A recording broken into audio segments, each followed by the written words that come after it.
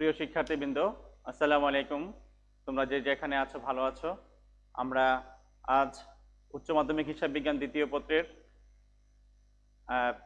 আর্থিক বিবরণী বিশ্লেষণের তৃতীয় ক্লাস অর্থাৎ সর্বশেষ ক্লাসে উপস্থিত হয়েছি। আমি আশা করছি তোমরা এই ক্লাসটি ফলো করলে এই চ্যাপ্টারটি তোমরা খুব ভালো করে দখল করতে পারবে এবং তোমাদের কোনো প্রবলেম আশা করছি থাকবে না। প্রিয় বন্ধুরা, আমরা দেখতে পাচ্ছি যে আজকের যে আলোচনা, সেই আলোচনার যে আলোচ্য বিষয়গুলো, সেই আলোচ্য বিষয়গুলো আমরা এখন তোমাদেরকে দেখাচ্ছি পরের স্লাইডে। তোমরা লক্ষ্য করো যে আমরা আজকে কি কি আলোচনা করব। আমাদের আজকের আলোচ্য বিষয়গুলো হলো ব্যবস্থাপকীয় দক্ষতার অনুপাত সমূহ। প্রিয় শিক্ষার্থী বন্ধুরা, আমরা তোমাদেরকে আলোচনার যে বিষয়বস্তুটি, যে ব্যবস্থাপকীয় দক্ষতার অনুপাত, একটি যৌথ মূলধনী কোম্পানি বা একটি আর্থিক প্রতিষ্ঠান বা একটি কোম্পানি, তার ম্যানেজমেন্ট এফিসিয়েন্সি কীরকম, সে কী ধরনের কার্যক্রম পরিচালনা করছে, দক্ষতার সাথে করছে কি করছে না, তার সেই দক্ষতার পরিমাপটুকু, মাপকাঠিটুকু এখানে আমরা দেখতে পাবো এই অনুপাত বিশ্লেষণের মাধ্যমে। আমরা লক্ষ্য করি যে এখানে যে অনুপাতগুলো আমরা শিখব সেগুলো হলো যে মজুদ আবর্তন অনুপাত, প্রাপ্য হিসাব আবর্তন অনুপাত, প্রদেয় হিসাব আবর্তন অনুপাত, বিনিয়োজিত মূলধন আবর্তন অনুপাত, দায় মালিকানা অনুপাত। প্রিয় শিক্ষার্থী বন্ধুরা, ব্যবস্থাপকীয় দক্ষতার অনুপাত আরও অনেক আছে।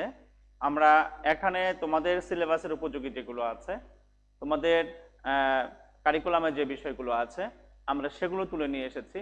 আমরা হায়ার লেভেলে আরও অনেক অনুপাত নিয়ে আলোচনা করব।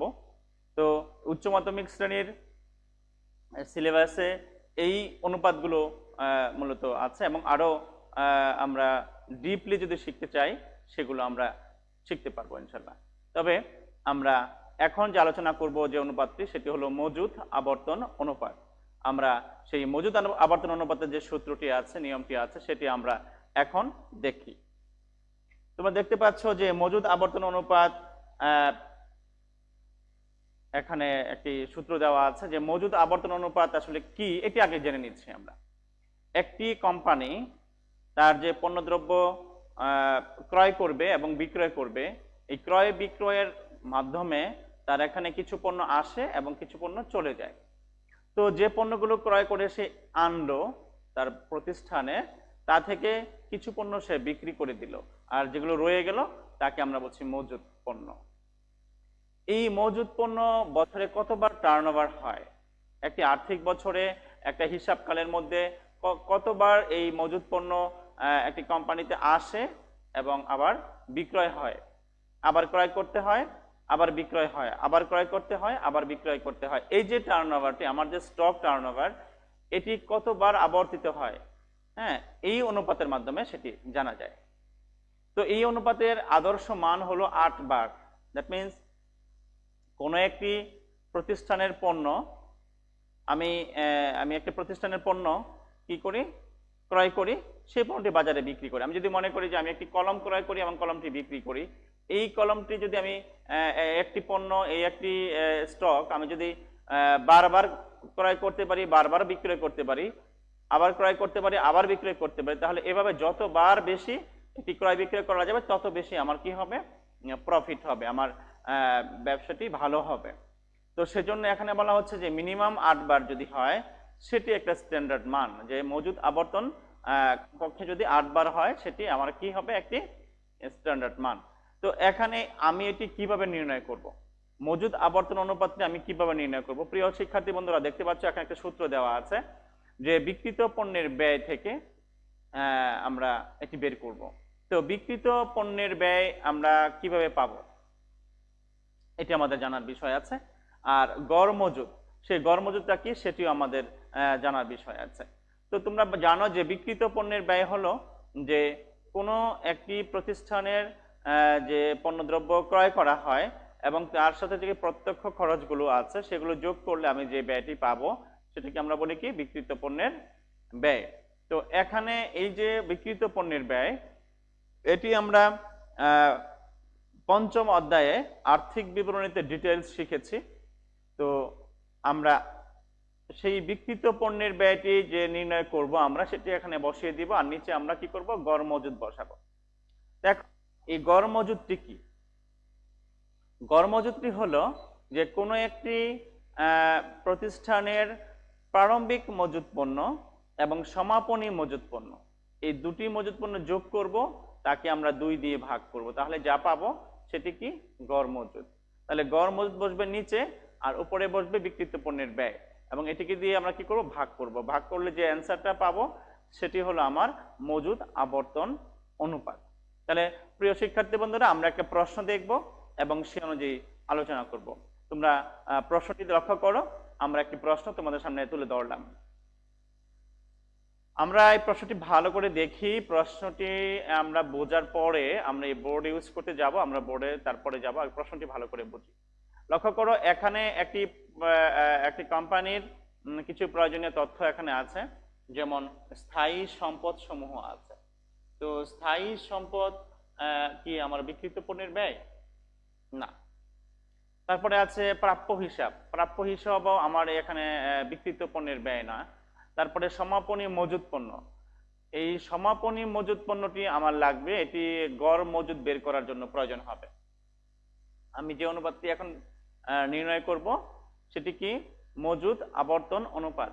মজুদ আবর্তন অনুপাতের মধ্যে আমরা জানি বিক্রিত পণ্যের ব্যয় দরকার হবে আর মজুদ পণ্যের দরকার হবে, মানে মজুদ পণ্য বলতে গড় মজুদ। তো এখানে লক্ষ্য করছি আমরা শুধু সমাপনী মজুদ পণ্য দেওয়া আছে, আর নিচে যে সমন্বয় আছে সেখানেও অন্য কোনো মজুদ পণ্য, দ্যাট মিনস প্রারম্ভিক মজুদ পণ্য বা কিছু এরকম কিছু নাই। তো আমরা এখানে সমাপনী মজুদ পণ্য পাচ্ছি, এটি আমরা এখান থেকে নিব। আর বিক্রয় দেখো নিচে সমন্বয়ে দেওয়া আছে বিক্রয়। তো বিক্রয় এখানে কি আছে, বলা আছে 8 লাখ টাকা, আর প্রারম্ভিক মজুদ পণ্য তো নাই, ঠিক আছে। ধারে বিক্রয় আছে 50%, দ্যাট মিনস 8 লাখের মধ্যেই 50%। মোট লাভ আছে 3 লাখ টাকা, ধারে ক্রয় আছে 80,000 টাকা। তো এখানে লক্ষ্য করো, আমরা বিক্রিত পণ্যের ব্যয় এখান থেকে কিভাবে বের করতে পারি। বিক্রিত পণ্যের ব্যয় বের করার এখানে যে সুযোগটি আছে সেটি হলো কি, বিক্রয় থেকে আমরা যদি মোট লাভ মাইনাস করে দেই তাহলে এখানে বিক্রিত পণ্যের ব্যয় পাবো। তাহলে মোট লাভ এখানে 3 লাখ টাকা আছে, আর বিক্রয় আছে 8 লাখ টাকা। এই বিক্রয় থেকে মোট লাভ মাইনাস করলে যে অ্যামাউন্টটা পাচ্ছি সেটি কি, 5 লাখ টাকা। এই 5 লাখ টাকা হবে আমার বিক্রিত পণ্যের ব্যয়। আর মজুদ পণ্য আছে একটি, তো একটি মজুদ পণ্য থাকলে, দ্যাট মিনস সমাপনী মজুদ পণ্য এখানে আছে, শুধু সমাপনী মজুদ পণ্য থাকলে আমাকে কিন্তু গড় মজুদ বের করতে হবে না, একটি মজুদ পণ্য থাকলে শুধু সেটি আমরা ইউজ করব। তাহলে আমরা একটা বোর্ডে যাচ্ছি, আমরা এখন কি করব, মজুদ আবর্তন অনুপাত নির্ণয় করব। ঠিক আছে প্রিয় শিক্ষার্থী বন্ধুরা, আমরা একটু বোর্ড ইউজ করব, আমরা দেখি মজুদ আবর্তন অনুপাত কিভাবে নির্ণয় করব। মজুদ আবর্তন অনুপাত, আমরা বলেছি এটার সূত্র কি, উপরে হবে বিক্রিত পণ্যের ব্যয় আর নিচে হবে গড় মজুদ। আমরা এরকম দুটো সমান চিহ্ন দিয়ে রাখবো নিচে। তো এই যে দেখতে পাচ্ছি এখানে বিক্রিত পণ্যের ব্যয়, এটি আমার প্রশ্নে কিন্তু দেওয়া নাই। আমার প্রশ্নে এই বিক্রিত পণ্যের ব্যয় দেওয়া নাই, আমার প্রশ্নে এই গড় মজুদ দেওয়া নাই। ঠিক আছে, গড় মজুদ বা গড় মজুদ পণ্য যাই লিখি না কেন, তো এই যে বিক্রিত পণ্যের ব্যয় এটি নির্ণয় করতে হবে আর গড় মজুদ নির্ণয় করতে হবে। তো আমি বিক্রিত পণ্যের ব্যয় নির্ণয় করি, বিক্রিত পণ্যের ব্যয় নির্ণয় করি। এখানে যে প্রশ্নটা আমরা দেখেছি সেই প্রশ্নে আমরা দেখেছি এখানে দেওয়া আছে বিক্রয়। বিক্রয় কত দেওয়া ছিল প্রশ্নটা আমরা দেখি, আমরা বিক্রয় কত টাকা দেওয়া ছিল আমরা দেখি। আমরা দেখেছি বিক্রয় দেওয়া আছে 8 লক্ষ টাকা, তাই না? তোমরা এই যে 8 লক্ষ টাকা বিক্রয় লক্ষ্য করো, আমার এই বিক্রয় 8 লক্ষ টাকা, ঠিক আছে। আর প্রশ্ন দেখতে পেয়েছি আমরা মোট লাভ দেওয়া আছে। দেখো প্রশ্নে মোট লাভ দেওয়া আছে। মোট লাভটা যদি আমরা এই যে এখানে বিক্রয় আছে, এখান থেকে আমরা যদি মোট লাভটা বাদ দেই, তাহলে আমরা কি পাবো? বিক্রিত পণ্যের ব্যয় পাবো। আমরা এখান থেকে কি করব? বিক্রয় থেকে মোট লাভ বাদ দিব। তো লক্ষ্য করো এখানে প্রশ্ন দেখো মোট লাভ কত টাকা দেওয়া আছে। মোট লাভ কত দেওয়া আছে? 3 লাখ টাকা দেওয়া আছে, তাই না? এই 3 লাখ টাকা আমি এখান থেকে মাইনাস করে দেই। 3 লাখ টাকা মাইনাস করে দিলে থাকলো কত? 5 লাখ টাকা। বন্ধুরা আমাদের একটু ক্যালকুলেটরের প্রয়োগ করতে হবে। তোমরা এটি হাতে ক্যালকুলেটর রেখো, তাহলে বুঝতে পারবে। তাহলে বিক্রয় থেকে মোট লাভ যদি মাইনাস করে দেই, তাহলে থাকলো কত? 5 লাখ টাকা। এই যে 5 লাখ টাকা, এই 5 লাখ টাকা হলো আমার বিক্রিত পণ্যের ব্যয়, ঠিক আছে। আমি এবার এখানটায় এসে এই বিক্রিত পণ্যের ব্যয় উপরে বসাবো। কত টাকা? 5 লাখ টাকা। এখানে একটা বিষয় মনে রাখবে, যদি প্রশ্নে এরকম বিক্রিত পণ্যের ব্যয় বের করার জন্য কোনো স্কোপ না থাকে, বিক্রয় থেকে বিক্রিত পণ্যের ব্যয় বা আমরা বের করতে যদি না পারি, তাহলে এখানে বিক্রিত পণ্যের ব্যয় না বসিয়ে বিক্রয় বসালেও হবে, ঠিক আছে। আমি আবার বলছি, বিক্রিত পণ্যের ব্যয় এখানে বসাতে হবে। যদি প্রশ্নের মধ্যে এমন কোনো ইনফরমেশন না থাকে যে বিক্রিত পণ্যের ব্যয় নির্ণয় করার কোনো সুযোগ নাই, তাহলে আমাকে বিক্রয় যদি দেওয়া থাকে প্রশ্নে, সেই বিক্রয় যে দেওয়া থাকে সেই বিক্রয়টাই আমি কি করব? এখানে বসাবো, ঠিক আছে। তাহলে এখন আমার কি দরকার? গড় মজুত পণ্য দরকার। আমি কিন্তু এখানে বিক্রিত পণ্যের ব্যয় পেয়ে গেছি, তাই না? আমার এখন কি লাগবে? গড় মজুত পণ্য লাগবে। তো গড় মজুত পণ্য আমি বের করব এখন। তোমরা প্রশ্নটি আবার দেখো যে এখানে গড় মজুত পণ্য বের করার কোনো সুযোগ আছে কিনা, ঠিক আছে। দেখো প্রশ্নের মধ্যে এখানে মজুত পণ্য আছে একটি, সেটি কি? সমাপনী মজুত পণ্য। তো শুধু সমাপনী মজুত পণ্য আছে কত টাকা? 50,000 টাকা। যদি শুধু সমাপনী মজুত পণ্য থাকে, তাহলে আমরা এই সমাপনী মজুত পণ্যটাই এখানে গড় মজুত হিসেবে প্রয়োগ করব, ঠিক আছে। তাহলে এখানে গড় মজুত কত? আসলে গড় মজুত নাই, শুধু আছে সমাপনী মজুত পণ্য। শুধু এই সমাপনী মজুত পণ্য কত টাকা আছে? 50,000 টাকা। এটি আমরা প্রয়োগ করব, তাই তো? তাহলে আমরা বোর্ডে দেখি, আমরা গড় মজুত কিভাবে নির্ণয় করতে হয় সেটি আগে শিখে নিই, তারপরে আমরা এখানে আসব। গড় মজুত পণ্য, এটার সূত্র হলো, গড় মজুত নির্ণয় করার সূত্র প্রারম্ভিক মজুত যোগ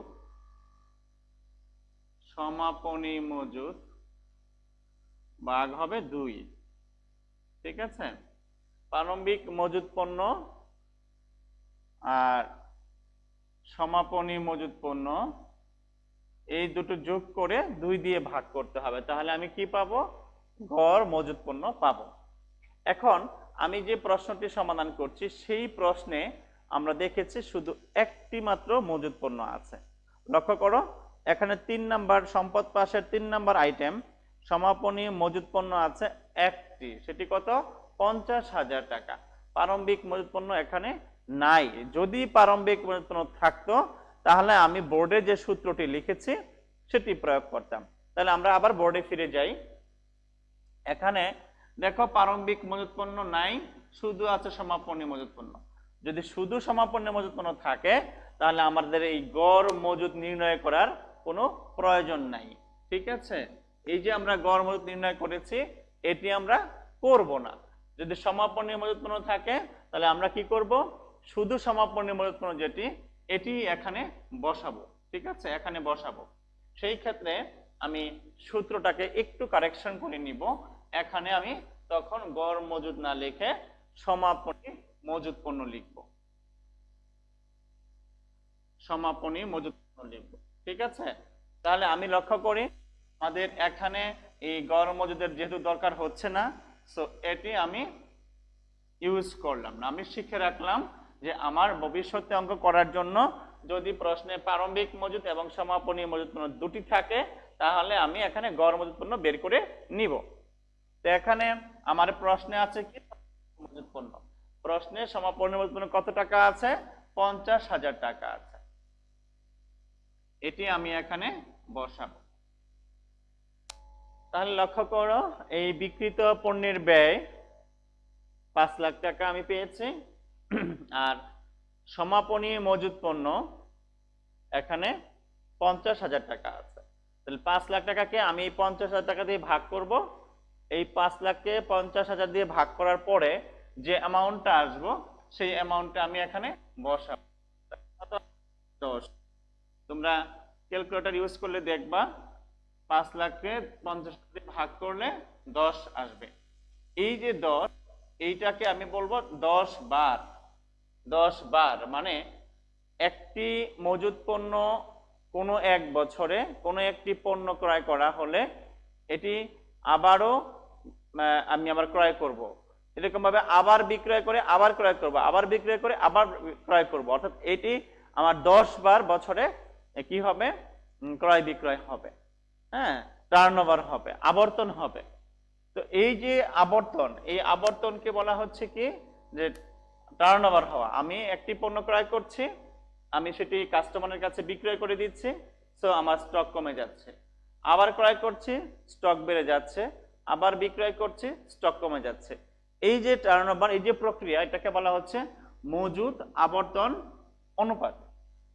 এই মজুদ আবর্তন অনুপাতের আদর্শ মান কত? আদর্শ মান হলো 8 বার। আদর্শ মান কত আছে? আমরা বলেছি এটার আদর্শ মান 8 বার। কিন্তু লক্ষ্য করো যে এখানে আমার অ্যান্সার এসেছে কত? 10 বার। মিনিমাম 8 বার যদি আমি কোনো পণ্য ক্রয় করে আবার বাজারে বিক্রি করতে পারি বছরে, তাহলে আমি বলি যে আমার প্রতিষ্ঠানটি বেশ দক্ষতার সাথেই পরিচালিত হচ্ছে। কিন্তু আমি তার থেকে বেশি সেল করছি, বেশি বার ক্রয় করছি, তো এই যে বেশি ক্রয় করা, বেশি বিক্রয় করা, এটিকে আমি বলছি কি আমার দক্ষতা আরো ভালো, আমার মিনিমাম যে স্ট্যান্ডার্ড থাকার কথা ছিল তার থেকে ভালো পজিশনে আমি আছি। সো মন্তব্য যদি চায় পরীক্ষায়, তাহলে আমরা মন্তব্য লিখব যে মজুদ আবর্তন অনুপাতের আদর্শ মান 8 বার, এখানে মজুদ আবর্তন অনুপাত নির্ণয় হয়েছে 10 বার, অতএব প্রতিষ্ঠানটি অত্যন্ত দক্ষতার সাথে পরিচালিত হচ্ছে বলে প্রতীয়মান হয়। তাহলে প্রিয় শিক্ষার্থীরা, আমরা এই মজুদ আবর্তন অনুপাত বুঝতে পেরেছি কিনা? আবার আমি একটু রিপিট করি। মজুদ আবর্তন অনুপাতের সূত্রটি কি? লক্ষ্য করো, উপরে হলো বিক্রিত পণ্যের ব্যয় আর নিচে হবে কি গড় মজুদ। উপরে বিক্রিত পণ্যের ব্যয়, নিচে হবে গড় মজুদ। গড় মজুদ বলতে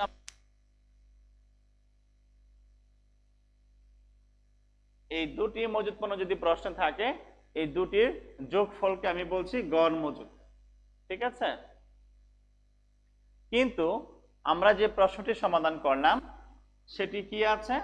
শুধু আছে সমাপনী মজুদ।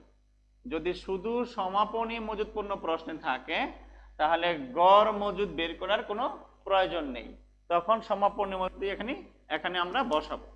ঠিক আছে?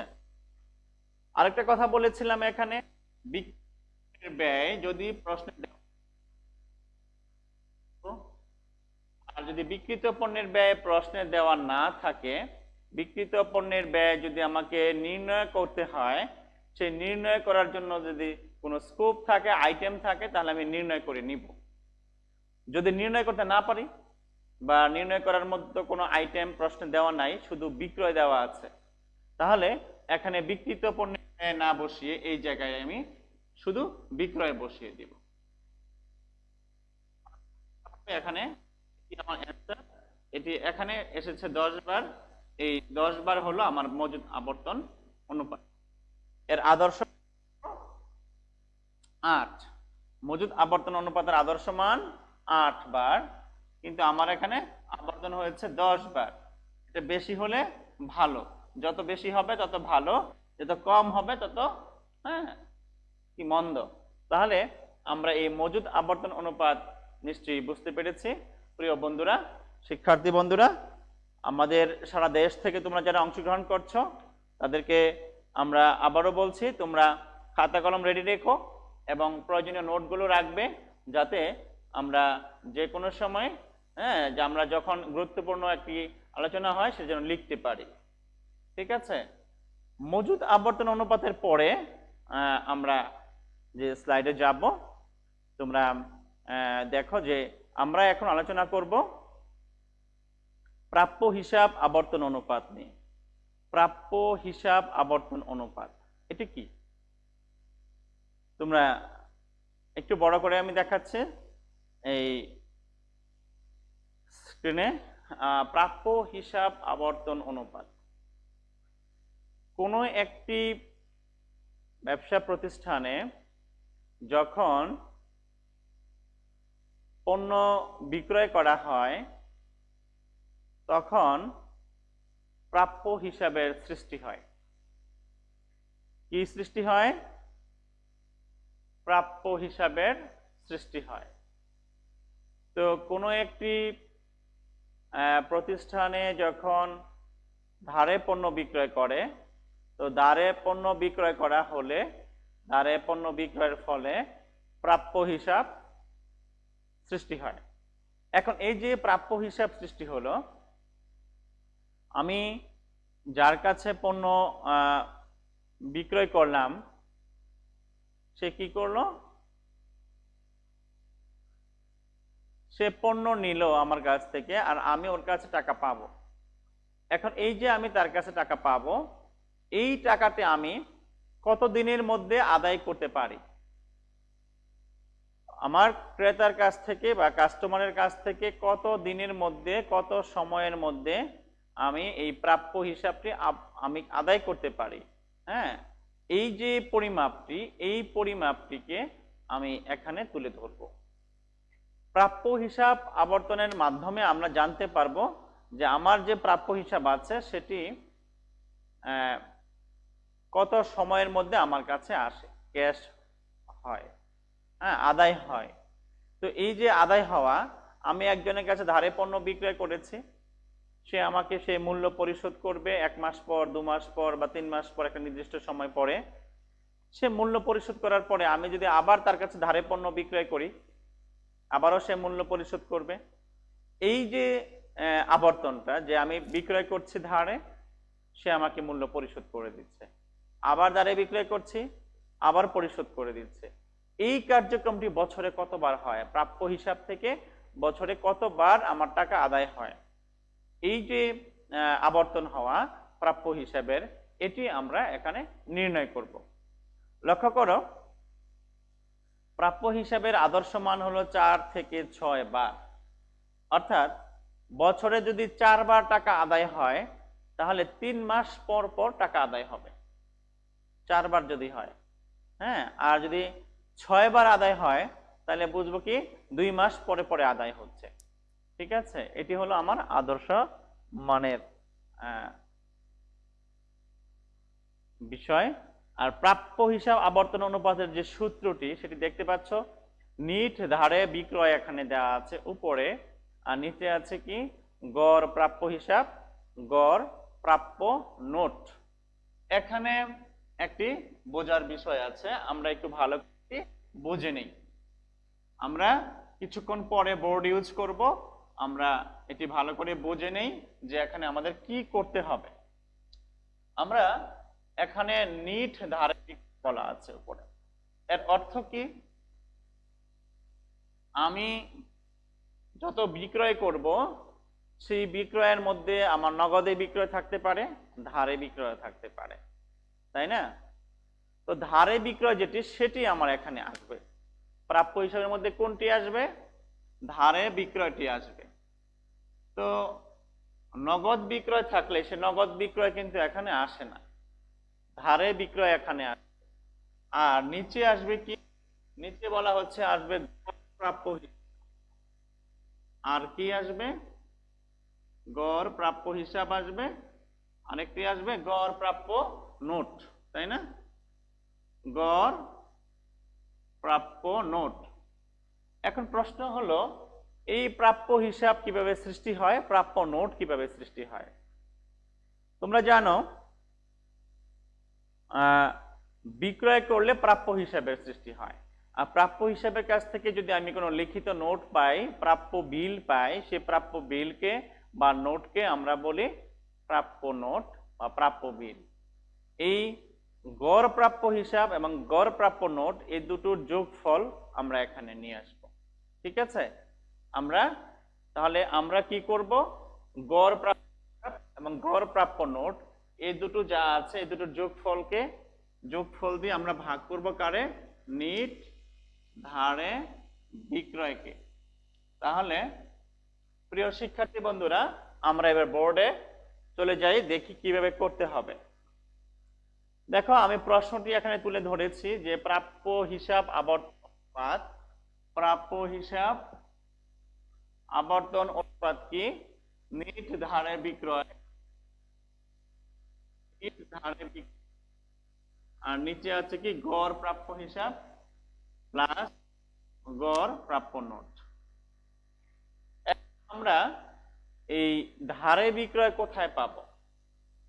আমার যে প্রশ্ন আছে সেই প্রশ্নটি দেখতে হবে ওখানে আমি ধারে বিক্রয় পাই কিনা। আমাকে ধারে বিক্রয় এখন খুঁজে নিয়ে আসতে হবে। তো আমরা এখন প্রশ্নটি দেখি, প্রশ্নে ধারে বিক্রয় আছে কিনা, ঠিক আছে? তো দেখো প্রশ্নে ধারে বিক্রয় কত টাকা দেওয়া আছে। প্রশ্ন তোমরা কত টাকা দেখেছো ধারে বিক্রয়? আসলে ধারে বিক্রয় সরাসরি দেওয়া নাই, তাই না?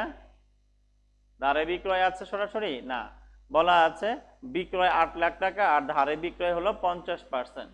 তাহলে আমরা কি করব এখন, এই যে বিক্রয় 8 লাখ টাকা, এই 8 লাখ টাকার 50% ধারে বিক্রয়, সো এই ধারে বিক্রয় হবে 4 লাখ টাকা।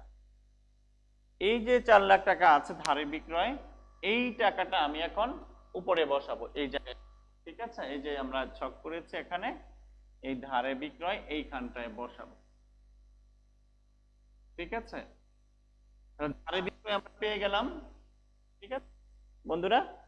ধারে বিক্রয় পেয়েছি, এখন আমি বসাবো গড় প্রাপ্য এবং গড় প্রাপ্য নোট। এইখানটায় একটি বিষয় খুব মনোযোগ সহকারে তোমাদের বুঝতে হবে, গড় প্রাপ্য হিসাব এটি কি? তোমরা কিছুক্ষণ আগে দেখেছো যে আমরা গড় মজুদ পণ্য বের করেছি, তাই না? গড় মজুদ পণ্য কিভাবে বের করেছি?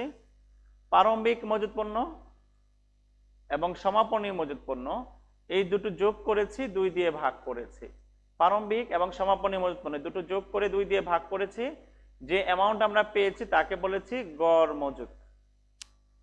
এখানে আমরা বলছি আমরা গড় প্রাপ্য হিসাব। তো গড় প্রাপ্য হিসাব কোনটি? প্রাপ্য হিসাবের যদি প্রারম্ভিক ব্যালেন্স দেওয়া থাকে এবং সমাপনী ব্যালেন্স দেওয়া থাকে, তাহলে এই দুটোকেই আমাদের যোগ করতে হবে, যোগ করে 2 দিয়ে ভাগ করতে হবে, তাহলে যা পাবো সেটি হবে গড় প্রাপ্য হিসাব, ঠিক আছে? প্রাপ্য হিসাবের প্রারম্ভিক মজুদ এবং সমাপনী মজুদ এই দুটো মজুদ যোগ করে 2 দিয়ে ভাগ করতে হবে, তাহলে যা পাওয়া যাবে তাকে কি বলবো আমরা? গড় প্রাপ্য হিসাব। কিন্তু আমরা প্রশ্ন লক্ষ্য করি, এখানে প্রশ্নে কিন্তু আসলে ওই জিনিসটি নাই। হ্যাঁ, এখানে বের করতে হবে প্রারম্ভিক প্রাপ্য হিসাব, প্রারম্ভিক প্রাপ্য হিসাব প্লাস সমাপনী প্রাপ্য হিসাব। এই দুটোকে আমি কি করব? 2 দিয়ে ভাগ করলে যা পাবো সেটা গড় প্রাপ্য হিসাব, ঠিক আছে? কিন্তু মূল বিষয়টি হলো পরীক্ষায় সাধারণত এই প্রাপ্য হিসাবের প্রারম্ভিক এবং সমাপনী দুটো দেওয়া থাকে না, সাধারণত দেওয়া থাকে না। যদি দুটো দেওয়া থাকে প্রাপ্য হিসেবের প্রারম্ভিক এবং সমাপনী, তাহলে তোমরা দুটো যোগ করে 2 দিয়ে ভাগ করলে অ্যাভারেজ করে ফেলবা, খুব ইজি। কিন্তু প্রশ্নে আমরা দেখি যে প্রাপ্য হিসাব এবং প্রারম্ভিক এবং সমাপনী দুটো দেওয়া থাকে না, একটি দেওয়া থাকে। যদি একটি দেওয়া থাকে তাহলে শুধু ওইটি আমরা এখানে বসাবো, ঠিক আছে? যেটি দেওয়া থাকবে শুধু সেটি আমরা বসাবো। তাহলে প্রশ্ন দেখো, এখানে এই প্রশ্নের মধ্যে প্রাপ্য হিসেবের সম্পর্কে কি তথ্য আছে, আমরা একটু প্রশ্নটা লক্ষ্য করি। প্রিয় শিক্ষার্থী বন্ধুরা, প্রশ্নটি দেখো। তাহলে প্রশ্নের মধ্যে কি আছে আমরা দেখি। দেখো প্রশ্নের মধ্যে 2 নাম্বার আইটেম সম্পদ পাশে কি আছে? প্রাপ্য হিসাব আছে। কত টাকা আছে? 1 লাখ টাকা আছে, তাই না? তো এই যে 1 লাখ টাকা প্রাপ্য হিসাব আছে, আর তার প্রারম্ভিক বা সমাপনী কিছুই নাই, শুধু একটা ব্যালেন্স, সেটিকে আমরা দেখছি 31 ডিসেম্বরের তথ্য। অর্থাৎ এখানে সমাপনী প্রারম্ভিক প্রাপ্য হিসাব দেওয়া আছে 1 লাখ টাকা। আর প্রাপ্য নোটের কথা বলেছিলাম আমরা, যে গড় প্রাপ্য নোট, এটি এখানে দেওয়া নাই, সো এটি আমার প্রয়োজন হচ্ছে না। আর গড় প্রাপ্য হিসাব বের করার জন্য যে তথ্য দরকার সেটিও দেওয়া নাই। এখানে শুধুমাত্র 2 নাম্বার আইটেম, সম্পদ পাশের 2 নাম্বার যে আইটেমটি আছে সেখানে প্রাপ্য হিসাব দেওয়া আছে 1 লক্ষ টাকা। সো আমরা এবার সমাধানে যাই। আমরা যেহেতু এখানে গড় করার জন্য এই প্রারম্ভিকটা পাচ্ছি না, শুধু সমাপনী প্রাপ্য হিসাব পাচ্ছি। প্রাপ্য কোনটি? শুধু সমাপনী প্রাপ্য হিসাব পাচ্ছি। এই সমাপনী প্রাপ্য হিসাব এখানে পেয়েছি আমরা কত টাকা? 1 লাখ টাকা। এই যে 1 লাখ টাকা আমরা এটি পেয়েছি, আর আমরা এই 1 লাখ টাকাকেই আমরা এখানে বসাবো, ঠিক আছে? এখানে আমরা এই 1 লাখ টাকা বসাবো। আর এই যে গড় প্রাপ্য নোট, এই লক্ষ্য করো তোমরা, আমি একটু জুম করে দেখাচ্ছি এই জায়গাটি। গড় প্রাপ্য নোট, এই যে গড় প্রাপ্য নোট, সেটি কি আবার? সেটি হলো প্রাপ্য নোটের প্রারম্ভিক এবং সমাপনী যোগ করে গড় প্রাপ্য নোট বের করতে হবে। কিন্তু এই প্রশ্নে প্রাপ্য নোটের প্রারম্ভিক সমাপনী কোনোটাই নাই, সো আমার এটির প্রয়োজন নাই। আমি এখানে আমরা যেহেতু শুধু প্রাপ্য হিসেবে একটি ব্যালেন্স দেওয়া আছে, আমরা ওইটাই লিখব। তাহলে এখান থেকে আমি কি শিখতে পাচ্ছি? এখান থেকে শিখতে পাচ্ছি যে প্রাপ্য হিসেবের গড় বের করতে হলে ধারে বিক্রয়কে আমরা ভাগ করব কি দিয়ে? প্রাপ্য হিসাব দিয়ে। প্রারম্ভিক সমাপনী থাকলে গড় বের করব, না হলে প্রাপ্য হিসাব থাকলে ওইটাই বসিয়ে দিব। ঠিক অনুরূপ ভাবে গড় প্রাপ্য নোট থাকলে বসাবো, না থাকলে আমরা বসাবো না। তাহলে এখানে একটা অ্যামাউন্টে আছে, সেটি আমরা বসিয়েছি। এটি ভাগ করে 4 লাখের 1 লাখ দিয়ে ভাগ করলে কত হবে? 4 বার। তাহলে লক্ষ্য করো, প্রাপ্য হিসাব আবর্তন অনুপাত কত হলো? 4 হলো। এখন এই প্রাপ্য হিসাব আবর্তন অনুপাতের আদর্শ মান কত? তোমরা লক্ষ্য করো, প্রাপ্য হিসাব আবর্তন হিসাবের যে আমরা আবর্তন অনুপাতের যে আদর্শ মান দেখিয়েছিলাম, সেটি কত দেখিয়েছিলাম এটি লক্ষ্য করো। এখানে দেওয়া আছে প্রাপ্য হিসাবের, সরি প্রদেয় হিসাব না, প্রাপ্য হিসাবের আবর্তন অনুপাত। এর আগের স্লাইডটি হবে প্রাপ্য হিসাবের আবর্তন অনুপাত। 4 নম্বর স্লাইডটি হবে প্রাপ্য হিসাবের আবর্তন অনুপাত কত আছে? 4 থেকে 6 বার, ঠিক আছে? 4 থেকে 6 বার প্রাপ্য হিসাবের আবর্তন অনুপাত আছে। তাহলে আমার এখানে 4 বার আছে, এটি আদর্শ মানের মধ্যে, ঠিক আছে? প্রাপ্য হিসাবের আবর্তন অনুপাতের আদর্শ মান 4 থেকে 6 বার। আমার কত আছে? 4 বার। 4 বার থাকলে আমি এটাকে সন্তোষজনক মনে করব, ঠিক আছে? তাহলে আমরা প্রাপ্য হিসাব যদি 4 এর নিচে থাকে তাহলে এটি আসলে সন্তোষজনক নয়, ঠিক আছে? আমরা এখন প্রাপ্য হিসাব বুঝতে পেরেছি। তো তারপরের যে স্লাইডটি আছে প্রদেয় হিসাব আবর্তন অনুপাত 5 নাম্বার স্লাইড, এটি আমরা এখন শিখব।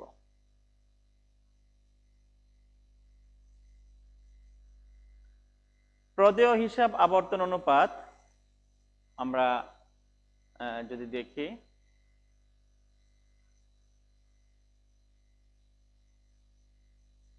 প্রদেয় হিসাব আবর্তন অনুপাত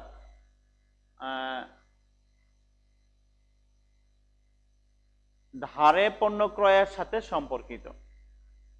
প্রদেয় হিসাব আবর্তন অনুপাত কার সাথে সম্পর্কিত? ধারে পণ্য ক্রয়ের সাথে সম্পর্কিত। তো ধারে ক্রয় আর নিচে হবে প্রদেয় হিসাব, প্রদেয় নোট। কিছুক্ষণ আগে যে আমরা প্রাপ্য হিসাব করেছি তার সাথে এটি মিল রয়েছে, পুরোপুরি মিল রয়েছে। ওখানে ছিল ধারে বিক্রয়, এখানে আছে ধারে ক্রয়।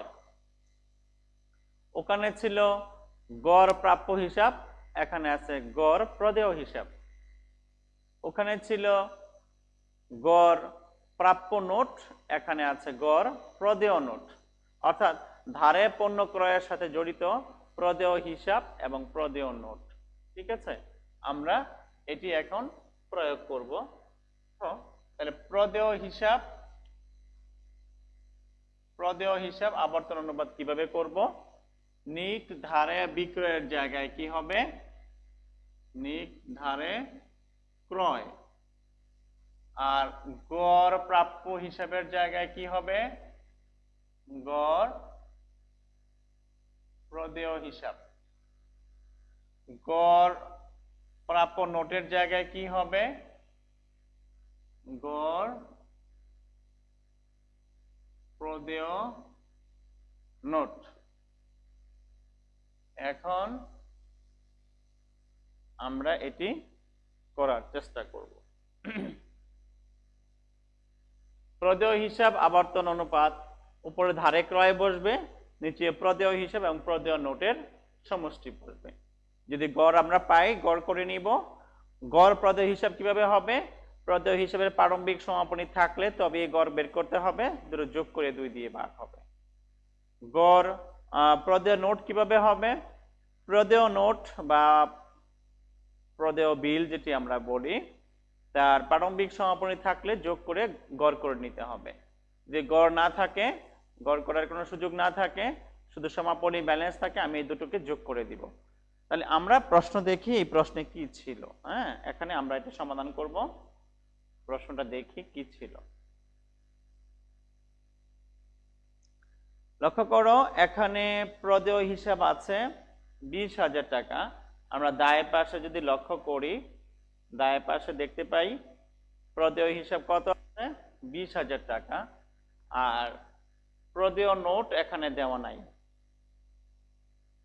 ধারে ক্রয় আমার দরকার। ধারে ক্রয় প্রশ্নে দেওয়া আছে কত? 80,000 টাকা। ধারে ক্রয় দেওয়া আছে 80,000 টাকা। তো এই 80,000 টাকা এখানে আসবে। আর আমরা কি করব? প্রদেয় হিসাব 20,000 টাকা আনবো। তো আমরা প্রিয় শিক্ষার্থীরা, আমরা বোর্ডে যাই। ধারে ক্রয় কত আছে? ধারে ক্রয় আমরা এখানে বসাবো। ধারে ক্রয় আমরা দেখেছি 80,000 টাকা ছিল, এই 80,000 টাকা আমরা এখানে বসাবো। প্রদেয় হিসাব আমরা দেখেছি এখানে গড় প্রদেয় হিসাব, গড় প্রদেয় নোট। এই গড় প্রদেয় হিসাবের তথ্য দেওয়া নাই বের করার মতো। গড় প্রদেয় নোট বের করার মতো ইনফরমেশন এখানে নাই। না থাকলে শুধু প্রদেয় হিসাবের যে ব্যালেন্সটি আছে, শুধু প্রদেয় হিসাবের ব্যালেন্সটি এখানে আমি নিয়ে আসবো। শুধু প্রদেয় হিসাব কত আছে প্রশ্নে? আমরা দেখেছি প্রদেয় হিসাব আছে 20,000 টাকা। ঠিক আছে, যদি গড় দেওয়া থাকে আমরা গড় লিখবো, আগের যে সূত্রটি ছিল। না থাকলে শুধু প্রদেয় হিসাব থাকে, ওইটাই বসাবো। ঠিক আছে প্রিয় বন্ধুরা, তাহলে এই ধারে ক্রয় 80,000 বসালাম আর প্রদেয় হিসাব বসালাম 20,000 টাকা। এটি আমরা এখানে ভাগ করব। এটি ভাগ করলে কত হয়? 4 বার হয়। ঠিক আছে, এই 4 বার যে আমরা পেলাম, এটি আমার প্রদেয় হিসাব আবর্তন অনুপাতের উত্তর আমরা পেয়েছি। তাহলে প্রদেয় হিসাব, প্রাপ্য হিসাব, আবর্তন অনুপাত দুটোর সাথে মিল আছে। আমরা দেখলাম যে প্রদেয় হিসাব আবর্তন অনুপাত কি? প্রদেয় হিসাব আবর্তন অনুপাত হলো ধারে ক্রয় এবং তার সাথে প্রদেয় হিসাবের সম্পর্ক থাকবে, এবং প্রদেয় নোট যদি থাকে তার সম্পর্ক থাকবে। প্রদেয় হিসাব প্রদেয় নোট যোগ করে আমরা যে অ্যামাউন্ট পাবো তা দিয়ে ভাগ করে দিব। এখানে যদি একটা অ্যামাউন্ট থাকে একটাই বসাই দিব, গড় করার প্রয়োজন হবে না। ঠিক আছে? তাহলে আমরা এখন এই প্রদেয় হিসাবের যে আবর্তন অনুপাত করলাম, তারপরে আমরা দেখি কি আছে। প্রিয় বন্ধুরা, আমরা দেখতে পাচ্ছি এখানে আছে এখন বিনিয়োজিত মূলধন আবর্তন অনুপাত। তো আমরা এখন এটি তোমাদের একটু বড় করে দেখাচ্ছি স্ক্রিনে। আমরা এটি আলোচনা করব, বিনিয়োজিত মূলধন আবর্তন অনুপাত। ঠিক আছে?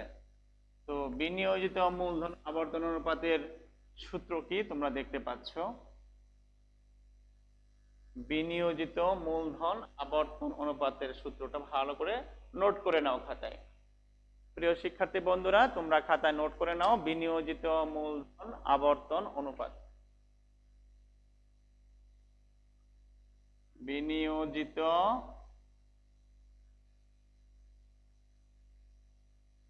মূলধন আবর্তন অনুপাতের সূত্র। আমরা নরমালি মজুদ আবর্তন বলি, বিনিয়োজিত মূলধন আবর্তন বলি, এবং এরকম আরো আছে, সম্পত্তি আবর্তন অনুপাত আছে। এগুলোর সাথে বিক্রয়ের একটা সম্পর্ক আছে। আমি যে মূলধনটা ইনভেস্ট করেছি সেই মূলধন কতবার আমার টার্নওভার হয়েছে, কতবার আমার এই প্রতিষ্ঠানে এসেছে আবার চলে গেছে। যেমন আমি পণ্য ক্রয় করেছি, আমার মূলধন ব্যবহার করেছি, আবার এই পণ্যটি আমি যখন বিক্রয় করেছি তখন এই মূলধন ব্যবহার করেছি। তাহলে এই বিনিয়োজিত যে মূলধন আমার আছে সেটি কতবার পণ্য বিক্রয়ের ক্ষেত্রে ব্যবহৃত হয়েছে সেটি এখানে আলোচনার বিষয়। তাহলে বিনিয়োজিত মূলধন আবর্তন অনুপাতের যে সূত্রটি আমরা এটি এখানে লিখছি। এখানে উপরে বসাবো কি আমি, নিট বিক্রয়, নিট বিক্রয়, আর নিচে বসবে কি, বিনিয়োজিত মূলধন।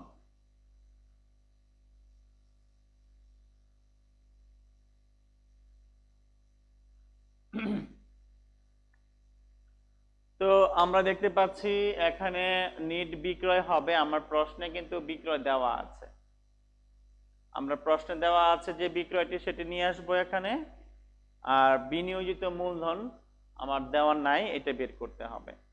তোমরা প্রশ্নটি দেখো, দেখো যে বিক্রয় দেওয়া আছে কত, 8 লাখ টাকা। এই যে 8 লাখ টাকা বিক্রয় দেওয়া আছে, এই 8 লাখ টাকা এখানে আসবে। আর বিনিয়োজিত মূলধন কত টাকা দেওয়া নাই এটি আমি বের করব। ঠিক আছে? এখন বিনিয়োজিত মূলধন আমরা কিভাবে বের করব এটি আমাদের জানতে হবে। আমরা গত ক্লাসে অনুপাত বিশ্লেষণ বা এই চ্যাপ্টারের যে দ্বিতীয় ক্লাসে আমরা বিনিয়োজিত মূলধন শিখেছি। তো আমরা দেখি বোর্ডে ইউজ করি বিনিয়োজিত মূলধন কিভাবে বের করব। এটি শিখেছি গত ক্লাসে আমরা, দ্বিতীয় ক্লাসে বিনিয়োজিত মূলধন। বিনিয়োজিত মূলধন নির্ণয় করার অনেকগুলো সূত্র আমরা গত ক্লাসে নিয়ে আলোচনা করেছিলাম। তার মধ্যে একটি ছিল যে মোট সম্পদ থেকে আমরা চলতি দায় মাইনাস করে দিব, অথবা চলতি দায় এবং ভুয়া সম্পদ সেগুলো মাইনাস করব। তো এই প্রশ্নে আমরা দেখতে পাচ্ছি এখানে মোট সম্পদ বা মোট দায় আছে কি 2,50,000 টাকা, আর এখান থেকে আমি চলতি দায় মাইনাস করব এবং ভুয়া সম্পদ থাকলে মাইনাস করব। কিন্তু সেরকম কোনো অদৃশ্য সম্পদ, ভুয়া সম্পদ বা কাল্পনিক সম্পদ বা যে সম্পদগুলোর বিনিময় মূল্য নেই আমরা বলছি, সেই জাতীয় কোনো সম্পদ এখানে নেই, এই প্রশ্নপত্রে নেই। সো প্রশ্নটা আমরা আবার ফলো করি, প্রশ্নটি আমরা আবার দেখি। তোমরা দেখো এখানে প্রশ্নে কিন্তু লক্ষ্য করো মোট সম্পদ 2,50,000। তুমি যদি মোট সম্পদ নিয়ে কল্পনা করো তাহলে বিনিয়োজিত মূলধন বের হবে কিভাবে, যে 2,50,000 টাকা আমার আছে এখানে মোট সম্পদ, আর প্রদেয় হিসাব আছে 20,000 টাকা, যে চলতি দায় আমরা বলি। এই চলতি দায় 20,000 টাকা এখান থেকে মাইনাস হবে। তাহলে এই 2,50,000 টাকা থেকে আমি যদি 20,000 টাকা মাইনাস করি তাহলে মোট সম্পদ মাইনাস চলতি দায়। এখানে মোট সম্পদ আমার আছে 2,50,000 আর চলতি দায় আছে 20,000। দ্যাট মিনস চলতি দায় কোনটি, যে প্রদেয় হিসাব, শুধু প্রদেয় হিসাব এখানে আছে, আর কোনো চলতি দায় নাই। এই 2,50,000 থেকে এই 20,000 টাকা মাইনাস করলে আমি পাবো 2,30,000। এই 2,30,000 টাকাকে আমি বলবো বিনিয়োজিত মূলধন। এটা কি আমার বিনিয়োজিত মূলধন, ঠিক আছে। এই যে বিনিয়োজিত মূলধন, এই টাকাটি আমার এখানে এসে বসবে। এই 2,30,000 টাকা আমি যে নির্ণয় করলাম এটি এখানে আসবে। এখন এই বিনিয়োজিত মূলধন নির্ণয় করার জন্য মোট সম্পদ ইউজ করা যায়। এখানে আমি চাইলে মোট যে দায় সেটিও ইউজ করতে পারি। মোট দায়ও আমার প্রশ্নে দেখো 2.5 লাখ টাকাই আছে, একই অ্যান্সার আসবে। মোট দায় প্রশ্নে দেখো তোমরা প্রশ্নটি, মোট দায় কত আছে দেখো, কত আছে, 2,50,000 টাকা আছে। এই যে 2,50,000 আছে এটি আমার মোট দায়। মোট সম্পদ আর মোট দায় সবসময় তোমরা জানো সমান থাকে এখানে। সো মোট দায় হোক আর মোট সম্পদ হোক, যে কোনো একটা লিখলে আমি বিনিয়োজিত মূলধন পাবো 2,30,000 টাকা। এটি আমি এখানে বসিয়েছি। আর প্রশ্নে বিক্রয় ছিল আমার কত, 8 লাখ টাকা বিক্রয় ছিল। 8 লাখ টাকা বিক্রয়কে আমি এবার 2,30,000 দিয়ে ভাগ করবো। আমরা সবাই এটি একটু ভাগ করি, ক্যালকুলেটর দেখো, ক্যালকুলেটর দিয়ে করো, এটা নরমালি একটু করতে তোমাদের সমস্যা হবে। কত আসে দেখো, 8 লাখকে ভাগ করবা 2,30,000 টাকা দিয়ে।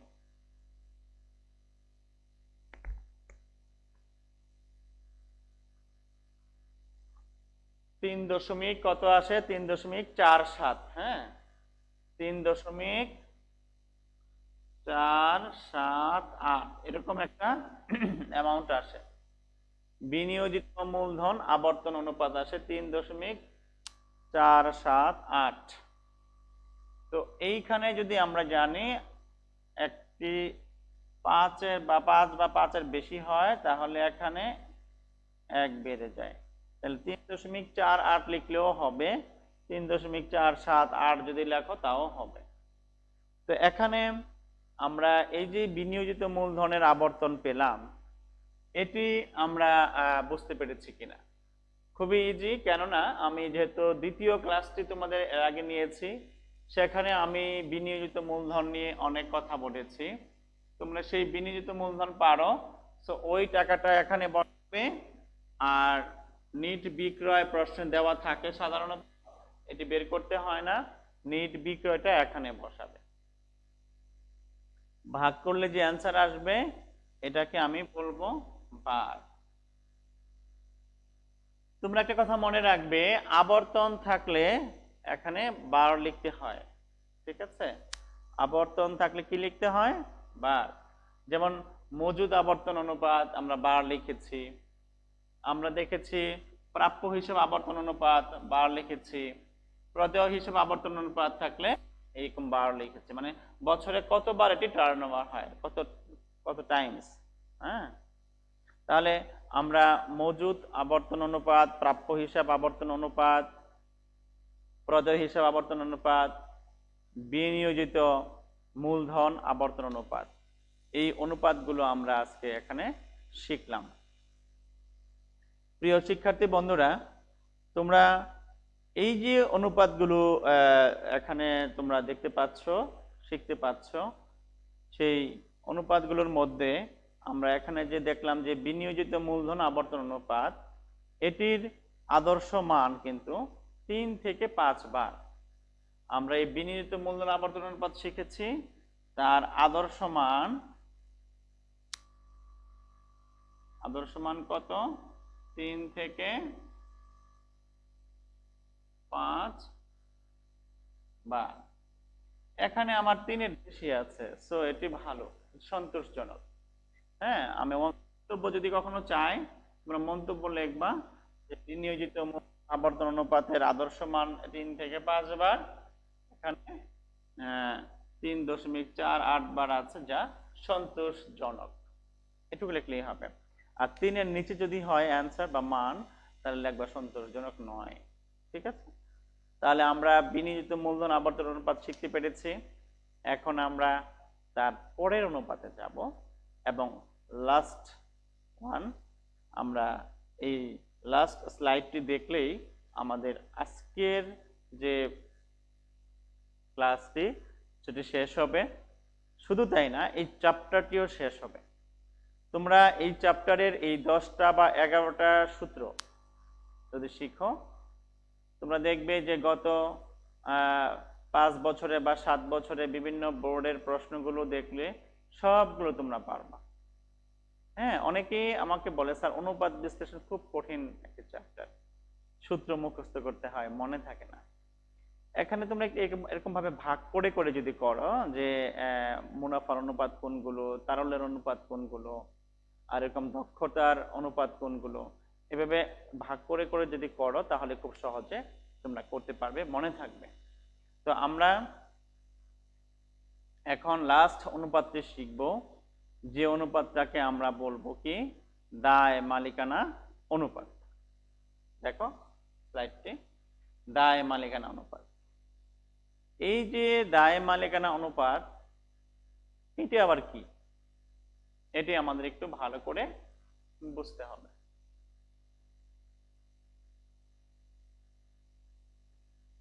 তোমরা সূত্রটা সবাই খাতায় নোট করে নাও।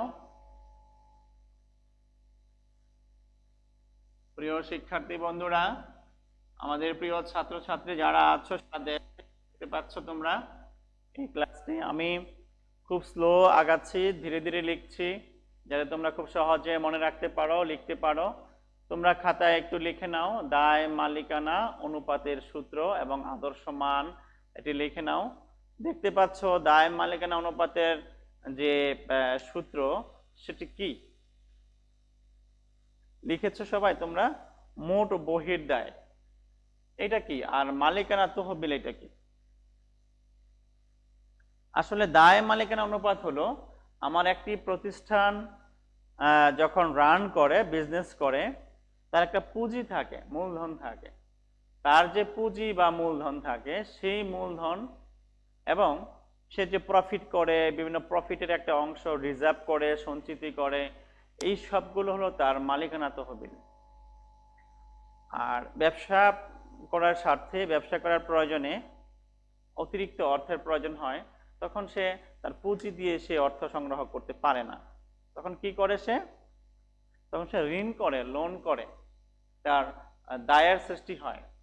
তো তার যে দায় এবং তার যে মূলধন আছে বা মালিকানা তহবিল, তার যে ইকুইটি, হ্যাঁ, এই ইকুইটির সাথে তার দায়ের যে পরিমাণ সেটি তুলনা করা হয় এখানে। ঠিক আছে?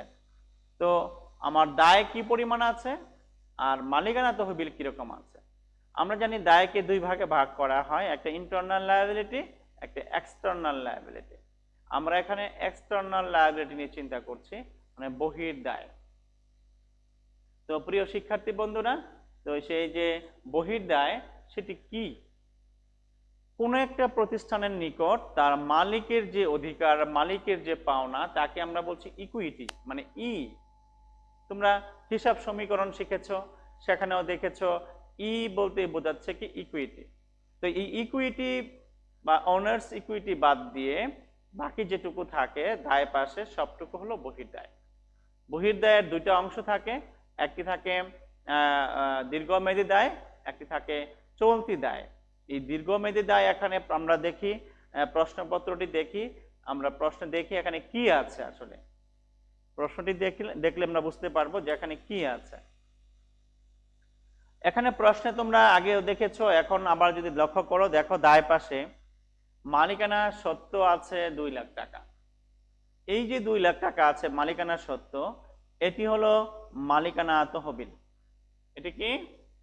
মালিকানা তহবিল। আর তার দায় আছে দুটো, একটা ঋণপত্র আর একটা প্রদেয় হিসাব। এই যে ঋণপত্র সেটি আছে কত? 30,000, আর প্রদেয় হিসাব আছে কত? 20,000। এই দুটো যোগ করলে হবে 50,000। এই যে 50,000, এই 50,000 হলো তার বহির্দায়। তাহলে মালিকানা তহবিল 2 লাখ বা মালিকানা সত্ত্ব 2 লাখ, আর তার দায়ের পরিমাণ আছে 50,000 টাকা। তো এই যে 50,000 টাকা দায়, এটাকে আমরা বলছি বহির্দায়। কি দায়? বহির্দায়। তো আমরা এটি করার জন্য এখন আমরা প্রথমে কি করব? দায় মালিকানা অনুপাতের সূত্রটি লিখব। তো আমরা লিখি দায় মালিকানা অনুপাত।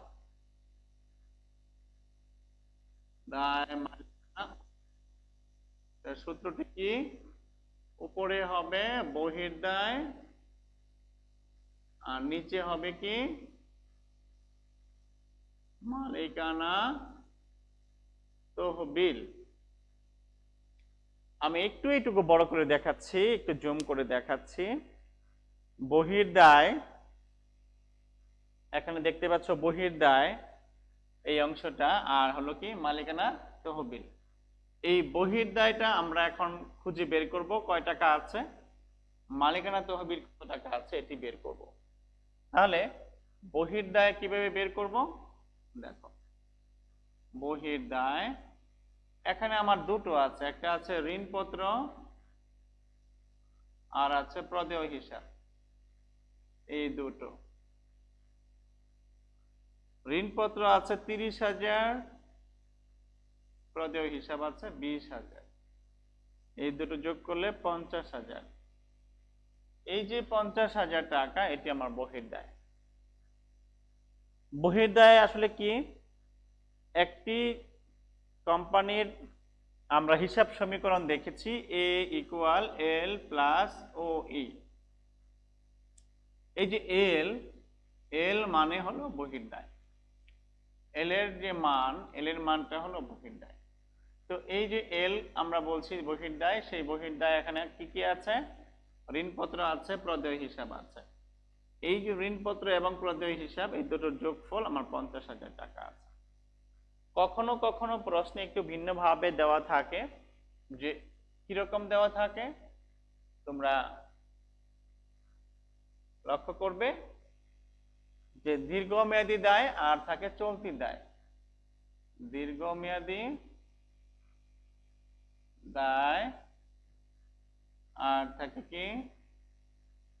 চলতি দায়।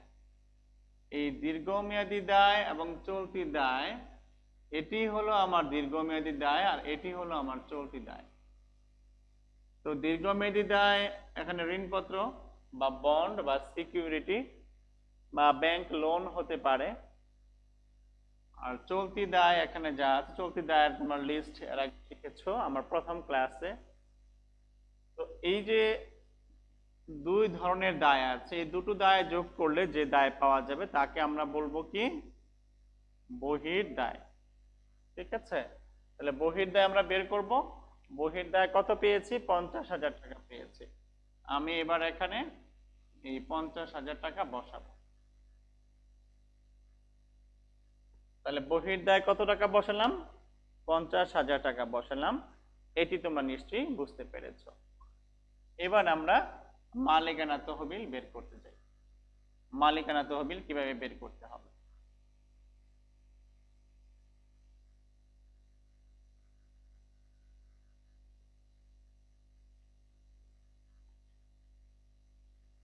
মালিকানা তহবিল হলো মালিকানা তহবিল হলো, আমরা দেখেছি যে আমার এই প্রশ্নে মালিকানা সত্ত্ব বা প্রশ্নটা আবার দেখি আমি, মালিকানা সত্ত্ব বা মালিকের যে অধিকার, মালিকের যে রাইট, সেটি আছে কত? 2 লাখ টাকা। তো এই যে প্রশ্ন দেখো তোমরা, মালিকানা সত্ত্ব আছে 2 লাখ টাকা, এই 2 লাখ টাকাকে বলা হচ্ছে মালিকানা তহবিল। তাহলে মালিকানা তহবিল এই যে 2 লাখ টাকা, এটি আমরা বসিয়েছি এখানে। এই 2 লাখ টাকা দিয়ে এখন এই বহির্দায়কে ভাগ করব। তুমি 2 লাখ টাকা দিয়ে ভাগ করো এই বহির্দায় 50,000 টাকাকে, দেখো কত টাকা আসে। হ্যাঁ, যা আসবে এটি আমার এই দায় মালিকানা অনুপাতের উত্তর। কত আসে? 50,000কে আমরা এই 50,000 টাকাকে এই 2 লাখ দিয়ে ভাগ করব। কত টাকা আসছে এখানে? 0.25 টাকা, তাই না? 0.25 অনুপাত হবে কত এখানে? 1। অর্থাৎ 1 টাকা যদি আমার মূলধন থাকে, তাহলে 25 পয়সা আছে আমার কত? বহির্দায়। ঠিক আছে, 1 টাকা মূলধন থাকলে আমার 25 পয়সা আছে বহির্দায়। আর এখানে দায় মালিকানা অনুপাতের আদর্শ মান হলো আমার 1:3। অর্থাৎ এখানটায় যে বিষয়টি বোঝার আছে সেটি হলো 1 টাকা হবে আমার বহির্দায়, আর আমার মূলধন থাকবে, মালিকানা তহবিল থাকবে 3 টাকা। মালিকানা তহবিল কত থাকবে? 3 টাকা। হ্যাঁ, এটি আমার এখানে অনুপাত, যে আমার মালিকানা তহবিল 3 টাকা থাকলে 1 টাকা হবে আমার ঋণ বা দায় মূলধন, 3:1। তো এখানে আমি দেখতে পাচ্ছি এখানে কত আছে? 1 টাকা আছে, এখানে 25 পয়সা আছে, 33 পয়সা থাকলে আমার এটি চলে, সন্তোষজনক হয়। কিন্তু তার থেকে কম আছে, সো আমার এই প্রতিষ্ঠানটি অত্যন্ত শক্তিশালী, আমি অত্যন্ত আমি ঋণ কম নিয়েছি, দায় কম আছে আমার কাছে। আমি যদি এই আদর্শ মানের কথা চিন্তা করি, তাহলে কি হবে? এখানে 1 টাকা হবে, এখানে 0.33 হবে। ঠিক আছে, তো এখানে যদি 3 হয় তাহলে আমার চলে, কিন্তু আমার এখানে আছে 25, 0.25। সো আমার এটি মানের সাথে তুলনা করলে এটি অত্যন্ত স্ট্রং পজিশনে আছে, অত্যন্ত শক্তিশালী অবস্থায় আছে। তো প্রিয় শিক্ষার্থী বন্ধুরা, আমরা আজকে এই যে অনুপাতগুলো শিখলাম, আজকের যে আলোচনায় যে অনুপাতগুলো ছিল, সেই অনুপাতগুলো তোমরা 2 নাম্বার স্লাইডে দেখেছো, যে মজুদ আবর্তন অনুপাত, প্রাপ্য হিসাব আবর্তন অনুপাত এবং প্রদেয় হিসাব আবর্তন অনুপাত, আর বিনিয়োজিত মূলধন আবর্তন অনুপাত এবং দায় মালিকানা অনুপাত। এই অনুপাতগুলো শিখলে আমরা আশা করি তোমরা বেশ ভালো করতে পারবে এবং সুন্দর করতে পারবে। তোমাদের এই আজকের এই ক্লাস আমি এখানেই শেষ করব। তোমাদের সুন্দর সুস্বাস্থ্য ভবিষ্যৎ কামনা করছি। তোমরা সবাই ভালো থেকো, এবং এই চ্যাপ্টারের এই 3টি ক্লাস যদি তোমরা শেষ করতে পারো, 3টি ক্লাস যদি ভালো করে ফলো করো, আমি বিশ্বাস করি এই চ্যাপ্টার থেকে 10 নম্বরের যে একটি অঙ্ক প্রতি বছর আসে, এটি তোমরা সুন্দরভাবে, খুব ভালোভাবে অ্যান্সার করতে পারবে। এই আশাবাদ ব্যক্ত করে বিদায় নিচ্ছি। সবাই ভালো থাকো। আল্লাহ হাফেজ।